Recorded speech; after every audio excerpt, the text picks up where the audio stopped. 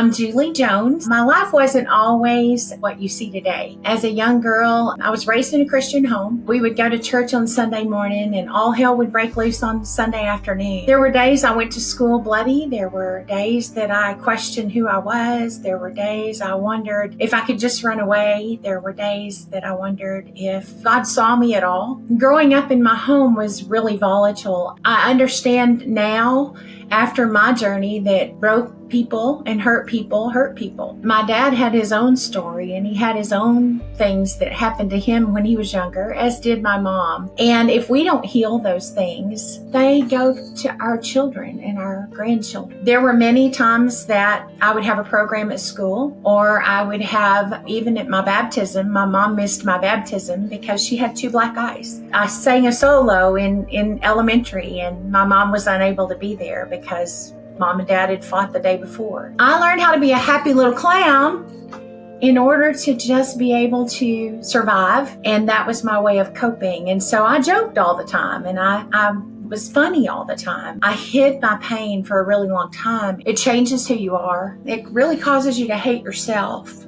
I hated myself because I just felt like that there had to be something wrong with me, that the adults in my life who were supposed to protect me took out their anger on me instead. And I remember explicitly, I was about 5 years old and my mom and dad were fighting, and I go in there and I run in there and I go, please, please, please stop fighting. And I would get my younger brother and sister, because I'm the oldest of three, and I would go in there and I would turn our little record player up. We had a little blue record player so that everybody couldn't hear all the screaming and the dishes shattering in the background and all the things. And I'd turn that record player up, and then I'd close the door and make sure they were okay. And then I would go in there and go, please stop fighting. Please, please stop fighting. Well, one day my dad's anger turned on me, and I remember laying across the bed, and I remember that, he proceeded to beat me. And for a long, long time, I felt like I deserved that. And I questioned, God, if you're a good God, how could you let that happen to me? I was only 5. I couldn't protect myself. I couldn't take care of myself. One day I was in an inner healing session in a ministry that I work with, and I'm going, God, how can you be a good God? I've chased you hard my whole life. I've always wanted to be a good person. I've always wanted to be what you want me to be. And God gave me a picture. This little bitty Julie with a Julie-sized Jesus laying on top of me as I received that beating. And he told me, he said, that day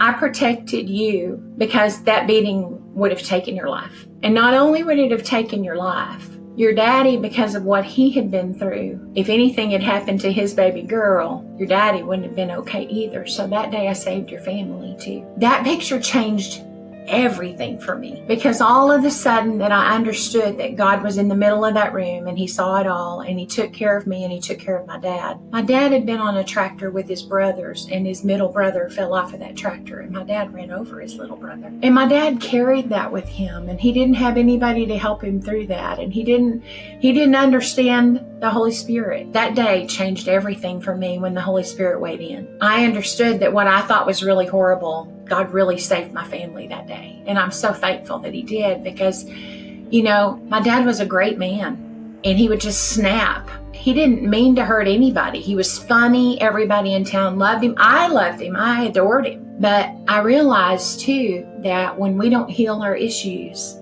we put them off on somebody else, and it's usually the younger, the weaker, the ones who can't defend themselves. And children are great receivers, but we're terrible interpreters. And I interpreted everything wrong for a really, really long time. I know there were times that I would go hide in the closet. I know that there were times that, I went to school bruised and bloody. And I do remember that probably somewhere around the 3rd grade that it got really, really volatile in our house. And it was volatile just pretty much all the time. And my dad, the next thing you know, he would be right as rain, and he would be totally and completely normal. And it was almost like there were two different people. And for me as an adult, I had a really hard time distinguishing that the dad that did that to me was also the dad who was a phenomenal grandfather to my children. Everybody loved him. Everybody in town loved him. So for me, it took me a long time to resolve that and to think, okay, was it me? Because I seemed to have it come at me So my dad broke my mom's arm. I remember waking up in the back. We had an old green station wagon with the wooden panel all along the side. And I remember it was dark and it was cold, and we'd gone to bed that night with dishes crashing everywhere and screaming and hollering. And we went to bed like that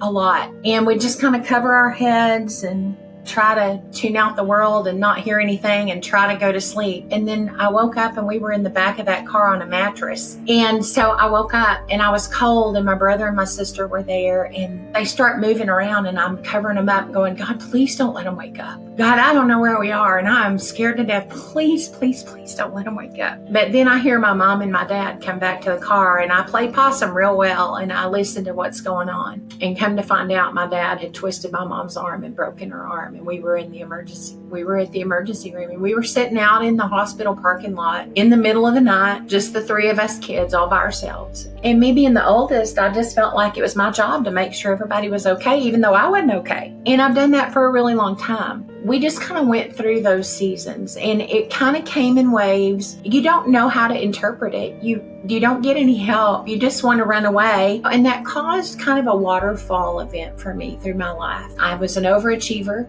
I loved being at school. I loved being there because that's where I felt like I fit. And then I had a precious little grandmother who prayed for me. She adored me. I was her oldest granddaughter, and she taught me how to cook, and she would sit there and teach me about Jesus at her feet. She taught me how to preserve food. She taught me how to can. That little grandmother, she loved me well, and she prayed me through a lot of things, and she just taught me so many things. And so today, I think my passion is, as I raise my own children and my own grandchildren, is to be that for the world that maybe doesn't have that. Because sometimes we just need one person just to speak life into us and to tell us we matter and to tell us that we're awesome and to tell us we can do it, and go, okay, you don't know how to do that? I can help you with that. Let me show you. I think I've been kind of doing that my whole life, but I will tell you that those things that were in my childhood very much shaped my future. I wouldn't be doing what I do today if it wasn't for that, and I'm thankful for that because I get to choose what my past means to me. I get to decide if I want to it away, eat it away, medicate it away, work it away. But I think there's a better way. I hid my story for a long, long time because I was ashamed and I was embarrassed. I've learned that if I keep hiding the lies about my past, that number one, God can't heal it. Number two, I can't move forward. And I'm unable to help others that have been in the same situation as I've been. Because if I don't acknowledge what happened to me, I don't have the ability to fix it. Learning to stuff it and the learning that everybody else's needs mattered and mine did not caused me sometimes to say yes when I should have said no. And there was a really critical point in my life that I did that changed everything else in my adult life. I had been up all night with sick babies, and I had a friend that I had promised that I would paint a sign on the side of his building. They called, and I called them and I said, I've been up with babies all night. Well, I'm counting on you to come today. Well, it wasn't okay to say no at my house, so I didn't say no. I went, and I was up on a scaffold, and the scaffolding collapsed, and my leg hung in that scaffolding. And so my leg was straight to the knee, and then it just did this really weird thing at the bottom. And I go to the hospital, and the doctor said,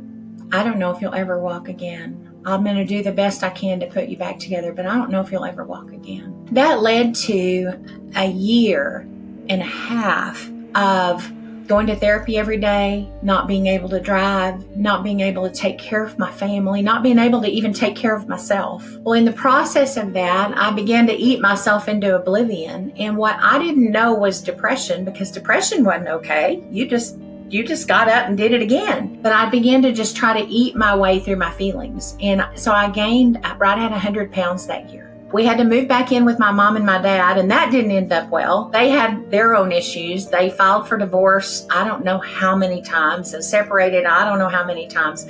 But this time, because we had to have help with my two children, we moved in and so that my mom and dad could help us. And All of a sudden, my dad and my brother moved out because it was my fault, because if I wasn't so damn stubborn, somebody would want to help me. And then my mom blamed me because my dad and my brother left. And it was just more volatility like we had experienced our entire life. So I spent that year that I had to have somebody else chauffeur me, and I rode in the back seat. I went to therapy, and it took 3 surgeries, and I finally was able to walk again. But I will tell you that this girl right here, I've had to learn how to walk 4 times in my life. But what I learned in that is that just like I had to have the tools to get off the couch, that we've also got to have the tools to get off of the couch in our emotional pain. Learning how to walk 4 times again teaches you a whole lot. You have to unlearn how to walk crooked, to learn how to walk straight, to learn how to move forward. And the same is true when we deal in our emotions and we deal with what we walk through, and we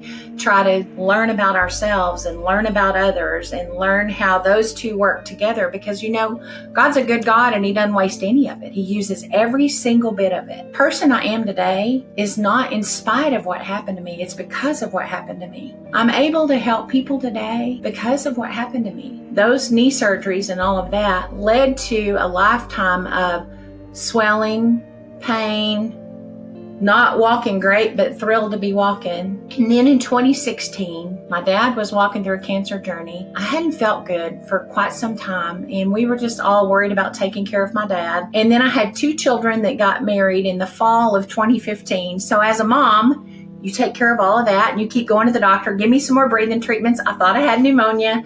Give me some more breathing treatments. Just help me feel better. Give me some more antibiotics. And so in 2015, we're taking care of dad. I'm doing all the mom things, getting weddings taken care of, and I still don't feel good. And so in February of 2016, I've been to the doctor, and they're like, okay, Julie, we don't know what's wrong with you. So we go to my brother's office and we have a meeting. And that day we put my dad on hospice because we know that the time is near. And then I go straight from that meeting to my doctor's office, and they go, I don't know what is going on with you, but we've got to get to the bottom of it. At about 8:30 that night, my phone rings, and they go, Julie, we need you to go to the emergency room. I'm like, okay. They say the test for blood clots came back, and the numbers are unbelievable, because like 247 is high, and my numbers were like 80, somewhere around 8,500. The next thing I know, they are strapping everything on me, and then they had to do an arterial D-dimer, which is the test for blood clots, because they thought, oh, that's such a high number, that's got to be a wrong number. So they do that, and it comes back 11,500, and they're like, oh my goodness. And so they send me to get all the CAT scans done and everything. And my lungs are literally white. They are both full of, they called it extensive blood clots in both lungs. I spend a week in the hospital, and my dad's not doing well, and I have to beg him to let me out of the hospital so I can go and tell him what I think is goodbye. And so 3 weeks later, we lost my dad. 3 months later, we lost my grandfather. I don't feel good at all. I mean, it takes me 2 years to get all the blood clots dissolved, to feel like a human being again, to be able to breathe and do all of the things. And everybody was reeling from the fact of the matter that we'd lost my dad, because he was bigger than life, but nobody realized how sick I really was. But I will tell you that when the doctor looks at you and says, you shouldn't be here, it changes everything for you. Even though you've already walked through, an awful lot in your life, it changes everything for you. And I'm like, God, if you left me here, I want to finish strong. And I'd been a leader in my company. I'd driven a free car in a cosmetic company for years. I've always been an overachiever. I don't know how to halfway do anything. A friend of mine says, I'm going to go to life coaching school. I think you should go with me. I'm like, okay. And I'm sitting there in all of the leadership classes with John Maxwell, leadership with Zig Ziglar, trying to be a good leader for my team. And all of a sudden I'm sitting there and going, oh, there's the glue that holds it all together. And so I started the process of becoming a life coach. I finally go to this little miracle worker doctor. He was over the orthopedic department at the hospital. And he said, God told me I was supposed to help people that nobody else will help. And he builds bones for people who have had cancer, and cancer's eating up their bones. And so he does that. He created me an implant, a special leg. And I had to learn how to walk one more time. I just was like, if I don't do something proactive, I'm not going to be here in 10 years, and I'm not going to get to see my grandkids grow up anyway. And so at that point, I talked to a sweet little doctor and decided to go and have weight loss surgery. best gift I ever gave myself. So I released over 100 pounds. I've released 120 pounds. In 2021, in the fall, I have a lump, and they think that it's in my groin area, and they think it's just a sebaceous cyst. So I went to the surgeon, had the first surgery, and then I don't hear from the doctor for a few weeks. And then I called just to make sure what it was. And they said, Julie, we need you to come in. And I'm like, well, that's odd. And I go in and they tell me it's a really rare form of cancer. And so then I go back in October to remove the rest of that. And then I have another spot, and I said, okay, this one's been here for a long time. And so I had a surgery on my left leg in the groin area and on my right leg at the knee. And then nobody knows what to do with me because it's so rare. And we have 2 giant cancer centers in our town, and they've